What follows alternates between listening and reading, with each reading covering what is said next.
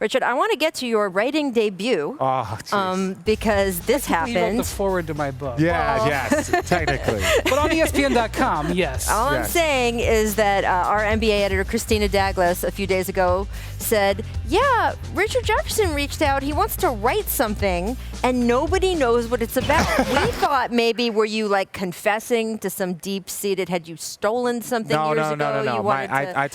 My therapist, Jack Burton, he's the only person I talk about those things with. But no, it was just free agency, right? Coming onto this side of the desk and seeing how it's covered, but then knowing some of these guys personally and seeing how it's affecting them, that part is a little dance that you have to do. Watching Luke Walton, who's one of my closest friends, go through all of this stuff, watching LeBron go through all of this stuff, but kind of communicating with them, checking in on them personally, mentally, and seeing how they're doing emotionally. By kind of communicating, do you mean drinking wine with? Well, yeah, but the communication is more along the lines of like, hey, how are you doing? You doing all right? You good? Like, I'm not getting into details of who said what and that. Yeah. I don't care about that. It's more of just like checking in on their well-being because I know this could be taxing. Well, in the piece that you wrote, you said that experiencing it from this side was eye-opening and that it bothered you. You didn't like this system of everyone looking ahead so much. Well, it was because in the article I talk about back in my day, like free agency was just a couple of months, right? Will this be the last time somebody, and then, Bron in the decision and all of a sudden that heightened free agency. Now all of a sudden guys are talking about things a year,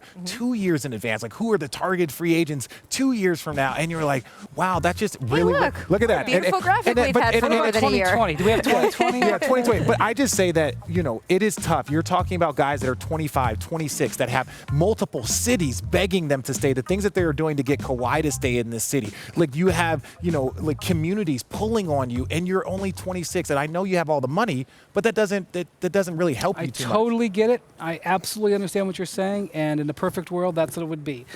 When LeBron went to Miami, it completely changed the league, the next 4 finals. Goes to Cleveland, changed the league, next 4 finals. Durant goes to Golden State, changed the next 2 championships. Kawhi comes here. I know it wasn't free agency, but it was a former free agency. Where Durant and Kawhi go next year will be where this show is going to be. And if it's not, where they go, it'll affect the teams that they're potentially leaving. It decides what happens in the NBA. And if your team is not in the finals, which is the overwhelming majority of teams, or even in the playoffs, which is still the majority, this is what you have to look forward to, especially when major markets with the largest fan bases like New York, LA, Chicago, and stuff like that are involved with that cap space. And even the draft. And now teams that aren't even in, the postseason, they're counting the days of the draft. Like, when can we get a number 1, number 2? Who's the number? I get people emailing me about who do you think would be a good 4th pick? And I was just, I have no idea. Have they met you? The modern NBA. Yeah, I have no idea. 27 days until the start of free agency. I would say, though, that there is more interest now than ever, partly because, look, more outlets, more things, and more forums and places to discuss all this stuff. But also when you have a dynasty that has had a stranglehold on the title for as long and hard as these guys have, then look, there's a lot of, you talk about other fan bases, you have everybody else outside of Northern California saying, when is this going to change? Yes. When can this feel more competitive again? Yeah. And I think that is feeding into this free agency summer just as much as the fact that there's a bunch of high profile. Well, and it's a big summer. And so, one of the things I alluded to in the article is I'm looking forward to next year where all of these guys, I know free agency is always going to continue going, but when all of these guys have homes next year. Wait till a bunch of them just opt in this year Davis, for one more. 2020 exactly. Yeah, that's just one. That's one. And there we go.